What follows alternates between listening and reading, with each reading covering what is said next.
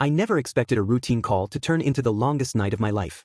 I'm Lieutenant Dane Dumars, a tactical narcotics cop in Miami, a city where heat and humidity are the least of your problems. That night started like any other. Captain Velez was dead, shot down in the line of duty, and the team's morale was already fragile. Then I got an anonymous tip about a stash house in Hialeah, said to hold illicit cartel money.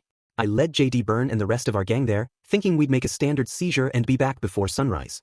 But when we stepped inside, we found $20 million hidden in the attic, cash so heavy it felt like it weighed on our souls. For a brief moment, everything made sense. This was the break we'd been chasing. But something didn't sit right. Something whispered that this wasn't just another bust. We were supposed to call it in. Official protocol screamed it.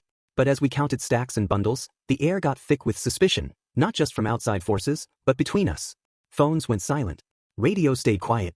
We were on our own, or so we thought. It didn't take long before alliances broke and tempers flared. Trust is a fragile thing. When millions are at stake, it shatters easily. JD looked at me more than once like I had secrets I wasn't telling. Maybe I did. Maybe we all did. Then came the threats, calls from unknown players warning us to leave before blood was shed. That's when survival stopped being about justice and started being about who would live long enough to walk out. Friendships were and we learned that justice and greed walk the same crooked line.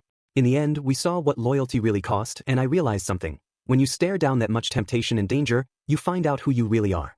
And when the dust finally settled, on the beach at sunrise, I knew we had survived not because we were right, but because we were willing to pay the price.